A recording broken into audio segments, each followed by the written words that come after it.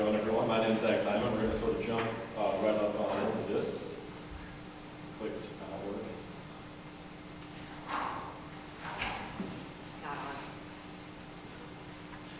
Hang on, I'm a computer science major to figure this out. There we go. Security is just a feeling. That's what we're going to be talking about today. So let's start with a couple of scenarios. The first one being, imagine you get an email, the contents of the email or something like some long-lost relative has passed away and they're leaving you with some large sum of money. All you do is click this link and you'll contact those people right away. In the second situation, imagine you're just browsing through the internet and you see a bunch of ads on the sidebars. One of them says, local singles in your area ready and eager to talk to you right now. Sounds sort of familiar, maybe. These are not real people, if you didn't know that. These are just examples of phishing scams, and I wanted to bring this out first, just to sort of exemplify the human factor in this. A lot of times within cybercrime, the humans are the reason it exists, not necessarily the hackers. So that sort of branches down into two things I want to talk about today. The first being that people don't think that they have anything anyone wants. That, quite frankly, could not be more wrong. Everyone has something that someone wants. You can sell almost anything on the dark web, crazy place. Everyone has a social security number. Most people have credit and debit card information. You never know if you have something that someone can use to blackmail someone else with. And then weaponization, by that I mean someone using your device, if you're in a company, using your device to access some files in your company, putting ransomware on it, holding those files hostage. So yes, each and every one of you is very important, and you definitely have things that people want. The second is that humans just trust too much in general. People expect things to work the way they're expected to work. I mean, why not? It's definitely fair. Like for example, ATMs, you wouldn't expect that to work any differently than you putting in your card and receiving money. But someone found out a way to manipulate that process, and people were stealing credit card information through that. It's sort of the same thing with security systems. People use that as sort of a catch-all. They expect it to just take care of all the problems, and they don't try to educate themselves on anything. So that's sort of the first conceptual piece I want to get into, is that security, the practices that we put in place, just create a feeling of security.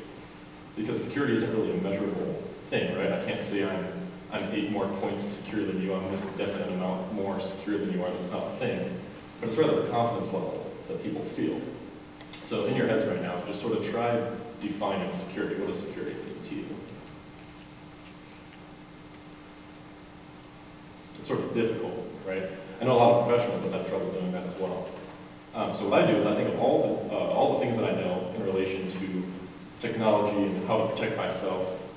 And then I think of, okay, what do I know and do? Like I lock my computer whenever I walk away from it.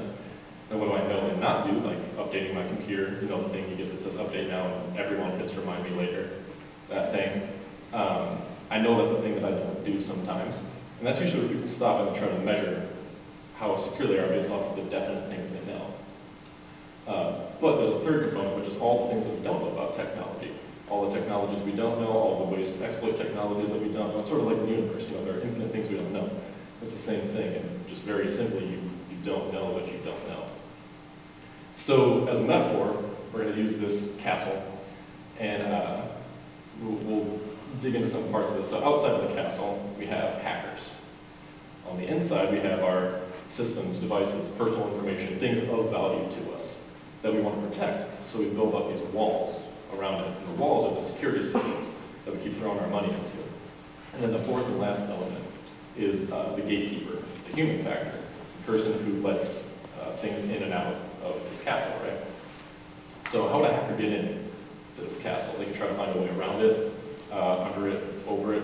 It's really hard. The walls are there for a reason. In a technical sense, it's sort of the same thing. No one's really going to be able to bypass all of your security measures without leaving a trace. The more likely way is finding vulnerability in that wall, whether it's a crack or a couple loose bricks. Again, sort of the same thing in a technical sense.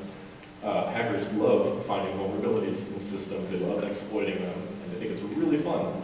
So that's more likely, but the most likely way is to manipulate the gatekeeper. You know, it really wouldn't be hard to say for someone to walk up and sort sort of say, hey, Gatekeeper, I heard there are a bunch of singles in our area that are ready and eager to meet you. All you got to do is go over that hill and talk to them.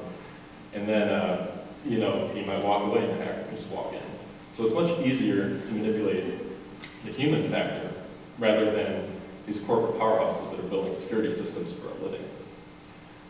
So this gets back to that piece of confidence that I was talking about, security being the confidence level that we have. Because why would anyone break through a perfectly good and solid wall when there are just easier options? You know, imagine those villagers, we'll call them villagers, inside the castle.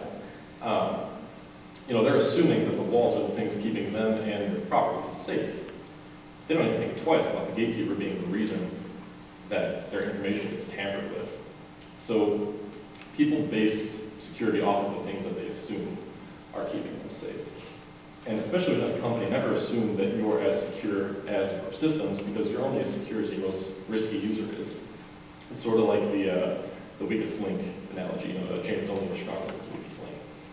So when you can connect with this concept about security being you know, a feeling of confidence, you're going to feel less secure.